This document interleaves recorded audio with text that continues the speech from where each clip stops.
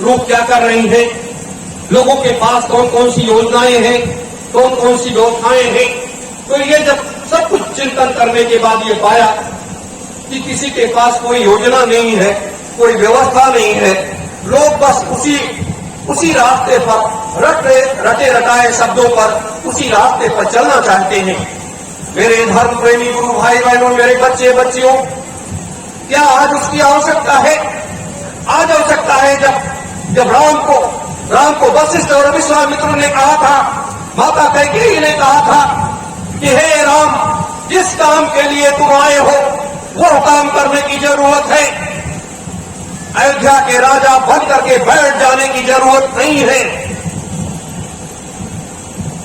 अपने गुरु का आदेश और आशीर्वाद लेकर के, एक आध्यात्मिक गुरु और एक राजनीतिक गुरु, दोनों गुरुओं का आदेश और आशीर्वाद लेकर के अपने माता पिता का आदेश आशीर्वाद को लेकर के उन असुरों का सफाया करने के लिए निकल पड़े।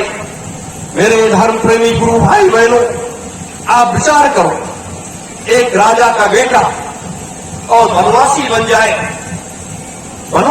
जाए और जाकर के हजारों संत महात्माओं का, हजारों देवी शक्तियों का, उन देवी शक्तियों का, गुरु माताओं का आशीर्वाद ले लेकर के उन शक्तियों को अर्जित करने के बाद तब वो असुरी प्रवृत्ति के लोगों का वो सफाया कर पाए और एक योजनाबद्ध तरीके से सफाया कर पाए। ऐसे नहीं सफाया कर पाए। मेरे धर्म प्रेमी गुरु भाई बहनों, तो जो कुछ हम लोगों ने अपने गुरु आश्रम पर, मथुरा जो है वो अपना गुरु आश्रम है, अपने गुरुदेव का आश्रम है, वो अपने लोगों का है, सबका है, पूरे संसार के लोगों का है। तो वहां जो कुछ हम लोगों ने देखा, जो कुछ दिखाया लोगों ने, वो वास्तविक सत्य नहीं था, वास्तविक सत्य नहीं था।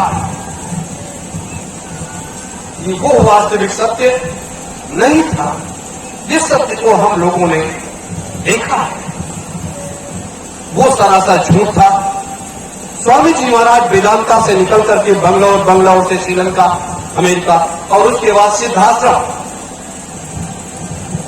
आप जब अपने घर पर जाओ, शाम को ऐसे बैठो, सुमिरन ध्यान भजन करने के बाद पुनः फिर ध्यान में बैठ जाओ और ध्यान में बैठ जाने के बाद इस देवता से प्रश्न करो कि हमारे गुरुदेव कहाँ हैं, वास्तविक सत्य क्या है। एक हफ्ते के अंदर आपके अंदर के बैठा हुआ देवता आपके प्रश्न का जवाब दे देगा और आप उसे स्वीकार कर लेना। ये सिद्धाश्रम स्वामी जी महाराज को क्यों जाना पड़ा, इसके बारे में मैं आपको बड़े विस्तार से बताऊंगा। मेरे धर्म प्रेमी गुरु भाई बहनों, सिद्धाश्रम में सतयुग, त्रेता, द्वापर, कलयुग के लगभग 3000 महात्मा बैठे हुए हैं। वहां पर 3000 महात्मा बैठे हुए हैं। और वो महात्मा क्यों बैठा ले गए हैं? ये सारे मृत लोग के कचरे को साफ करने के लिए। कचरा क्या है? कचरा क्या है? ये जीवात्माएं जो तमाम मर मर करके जा रही है, जो प्रेत युग में चली गई, कोई तमाम चीजें हैं। बिना शक्ति के, बिना तपोबल से इस मृतलोक की व्यवस्था को बदल पाना किसी के बस की बात नहीं है, किसी के बस की बात नहीं है। क्योंकि वहां महात्माओं के शक्ति की जरूरत पड़ती है, वहां तपोबल की आवश्यकता पड़ती है, वहां तपोबल की आवश्यकता पड़ती है। मेरे धर्म प्रेमी गुरु भाई बहनों, तो वो महात्मा इसलिए बैठा ले गए। और एक समय ऐसा आ रहा है, तेजी के साथ आ रहा है, जिसको पूरे संसार को स्वीकार कर लेना पड़ेगा, स्वीकार कर लेना पड़ेगा कि यह वास्तविक सत्य था और वो सत्य नहीं था। मेरे धर्म प्रेमी गुरु भाई बहनों, जब सतयुग का राज चल रहा था तो तब क्या हुआ? इंद्र ने गौतम ऋषि की धर्म पत्नी के साथ, माता अहिल्या के साथ छल किया। और छल करने के बाद जब गौतम ऋषि जी को मालूम हुआ, जब वो गंगा मैया के पास गए, गंगा मैया ने जब कहा उनसे, भागते हुए और देखा, उन्होंने इंद्र को भी श्राप दे दिया, चंद्रमा को भी श्राप दे दिया। और उसके बाद माता अहिल्या को भी श्राप दे दिया, कहा जाओ तुम पत्थर हो जाओ।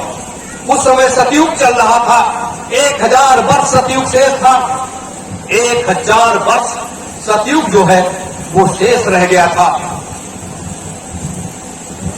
माता अहिल्या ने अपने पति का पैर पकड़ लिया, चरण पकड़ लिया, विलाप करने लगी। लेकिन गौतम ऋषि ने कहा, हे देवी अब कुछ नहीं हो सकता, जो मुझे कहना था मैंने कह दिया। लेकिन उनके विलाप को देख करके सबके सिंहासन हिलने लगे। जो संत महात्मा ध्यान में बैठे हुए थे वो भी डगमगाने लगे, ब्रह्मा विष्णु महेश भी डगमगाने लगे। एक सतीत्व की इतनी बड़ी ताकत थी, एक देवी के अंदर इतनी बड़ी शक्ति थी कि उसने ब्रह्मांड को हिला दिया, सबको हिला करके रख दिया। ब्रह्मा विष्णु महेश भी हिलने लगे। अब ये हुआ कि अब क्या किया जाए, अब इससे कैसे बचाया जाए। अगर इसको शांत न किया गया इस देवी को तो बड़ा महाप्रलय हो जाएगा, क्योंकि उसका दोष नहीं था। और एक पतिव्रता नारी, एक सतीत्व का उस समय परीक्षा हो रहा था। धर्म की परीक्षा थी, अधर्म की भी परीक्षा थी, दोनों परीक्षाएं लड़ रही थी। हजारों महात्माओं का एक जमघट गौतम ऋषि के आश्रम तक पहुंच जाता है और बड़े अनुनय विनय से प्रार्थना करते हैं कि हे ऋषिवर, आप अपने श्राप को वापस ले लीजिए किसी भी तरीके से, और ऐसा मत करिए, नहीं तो आप जानते हो कि इस मृतलोक में क्या हो जाएगा, महाप्रलय आ जाएगा। और महाप्रलय आ जाएगा कौन रहेगा यहाँ। लेकिन ऋषिवर ने कहा, नहीं महात्मन, मैं अपने श्राप को वापस नहीं ले सकता, अब जो होना है होने दीजिए, इसकी मुझे कोई परवाह नहीं है। मेरे धर्म प्रेमी गुरु भाई बहनों, वो हजारों महात्मागण भाग करके ब्रह्मा जी के पास गए। ब्रह्मा जी ने कहे, हाथ जोड़ लिया कि मेरे पास कोई उपाय नहीं है। फिर वहां से वो ब्रह्मा जी भी साथ में हो लिए, भगवान विष्णु के पास पहुंचे। भगवान विष्णु ने भी कह दिया, मेरे पास इसका कोई उपाय नहीं है। फिर सब लोग भगवान शिव के पास गए। भगवान शिव ने कहा भी कि मेरे पास इसका कोई उपाय नहीं है, लेकिन एक रास्ता है। महात्माओं ने कहा, प्रभु वो रास्ता तो बताओ। भगवान शिव ने वो रास्ता बताया कि किस तरीके से आप सारे लोग अपने तपोबल के द्वारा सतयुग को यहीं पर रोक दीजिए, यहीं पर रोक दीजिए। जो 1000 वर्ष का सतयुग शेष रह गया है उसे कलयुग में हिस्सा दे दीजिए, उसे कलयुग में हिस्सा दे दीजिए। और ऐसा महात्माओं ने अपने तपोबल के द्वारा सतयुग को रोक दिया। और वो जो है 1000 वर्ष जो शेष सतयुग रह गया वो कलयुग में हिस्सा दे दिया गया उसको। फिर उसके बाद भगवान शिव ने कहा, हे महात्मन, आप लोग जैसा मैं विद्या बता रहा हूं, विधि बता रहा हूं, उस तरीके से करने के बाद सतयुग के बाद जो है द्वापर आने वाला था, कृष्ण का पहले अवतार होता, तो द्वापर को आप लोग रोकिए और त्रेता लेकर के आइए। नहीं तो इतना आसान काम नहीं है। फिर द्वापर जो है, अगर उस द्वापर आ गया तो उसको काट पाना बड़ा कठिन काम होगा। महात्माओं ने अपने तपोबल से, अपने शक्ति से द्वापर को रोक करके त्रेता को लेकर के आए, त्रेता को लेकर के आए। सारे महात्माओं की शक्ति समाप्त हो गई। फिर वो चले गए पहाड़ों पर साधना करने के लिए। और उसके बाद बड़ा अनुनय विनय किया सभी ऋषियों ने, महात्माओं ने कि हे प्रभु, जब तक आप अवतार नहीं लेंगे, आप इस मृतलोक में आएंगे नहीं, तब तक एक देवी ये शक्ति के रूप में जो है, इसके साथ कितने वो होंगे, कितनी ठोकरें लगेंगी, कितनी मुसीबतें, कितनी परेशानियां आएंगी, तो कोई भी महात्माओं की साधना नहीं बन पाएगी। सब महात्मा ऐसे बिछड़ रहेंगे। ये जब महात्माओं ने अनुनय विनय किया, तब भगवान श्री राम का जन्म राजा दशरथ के घर में हुआ। एक व्यवस्था के तहत, एक योजना के तहत, एक नए खेल के तहत कितने कितने काम करने पड़े, कितने कितने लोगों का उद्धार करना पड़ा, क्या क्या करना पड़ा। तो ये एक बहुत बड़ा राज रहस्य होता है। एक बहुत बड़ी व्यवस्था होती है। तो आज जब प्रभु स्वामी जी महाराज सिद्धाश्रम में जाकर के बैठ गए, सिद्धाश्रम में बैठ करके और महान संत सम्राट जी वो भी ऐसे करके 3000 महात्मा वहां बैठ करके अपनी कार्य योजना में लग गए कि आगे हमें करना क्या क्या है, हमारा भविष्य क्या है, हमारे संकल्प क्या है, कैसे पूरे होंगे। इधर नैमिषारण्य में 3000 वर्ष पहले, इसे हमें याद रखना चाहिए हमारे सभी प्रेमी जनों को, 3000 वर्ष पहले ब्रह्मा विष्णु महेश ने बैठ करके मंत्रणा किया कि जो ये कलयुग का समय चल रहा है, आगे तो बहुत भयानक समय आएगा, आगे बहुत भयानक जब समय आएगा तब इस पृथ्वी पर उस अनामी महाप्रभु का, हमारे पिता का, हमारे परम पुरुष का, हमारे परम पिता का आगमन होगा पृथ्वी पर। उस समय ये पृथ्वी शक्ति विहीन होगी, लोगों के पास शक्तियां नहीं होंगी, मनुष्य साधन भजन अपने सीमित दायरे में करेगा, महात्मा उससे विरक्त हो जाएंगे, महात्मा सुविधा भोगी बन जाएंगे। तो ऐसे समय में इस पृथ्वी को बचाएगा कैसे, कैसे ये बचेगा, क्या क्या होगा। तब भगवान शिव को जिम्मेदारी दी गई कि हे प्रभु आप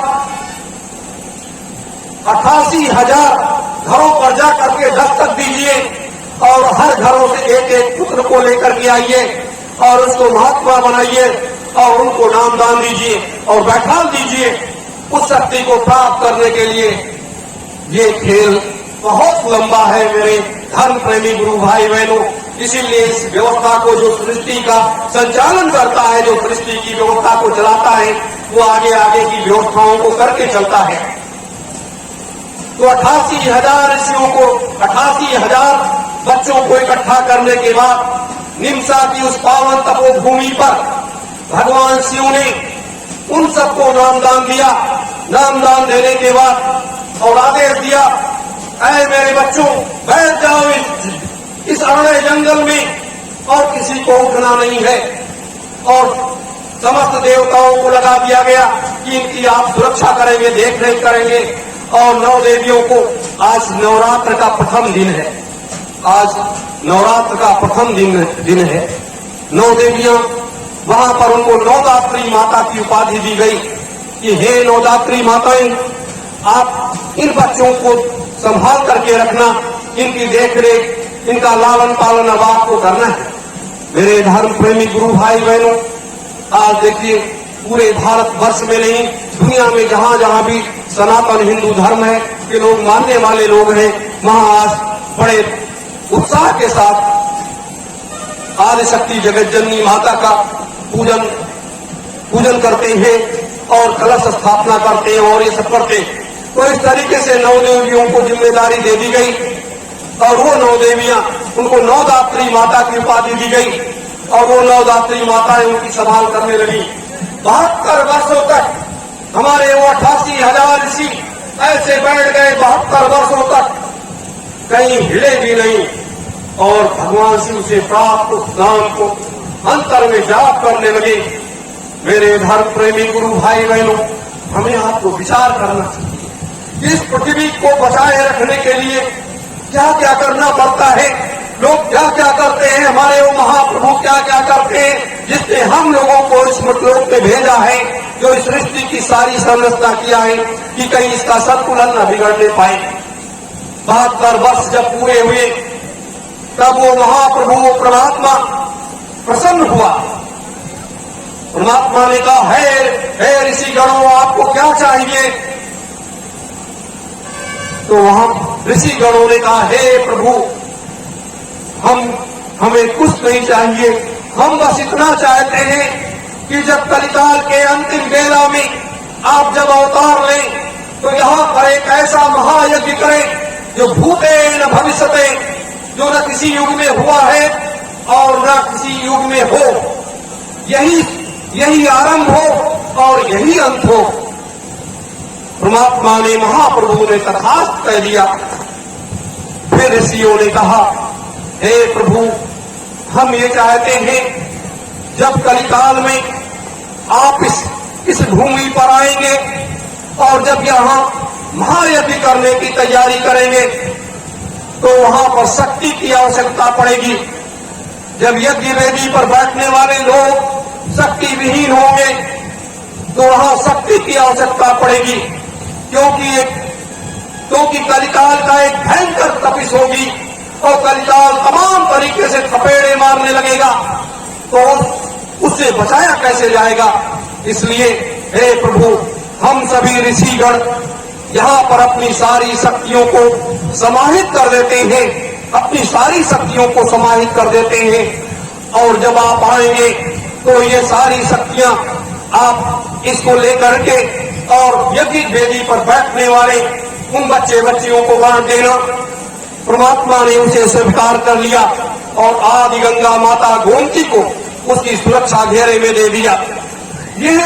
यही तो मृतलोक है, यही तो खेल है।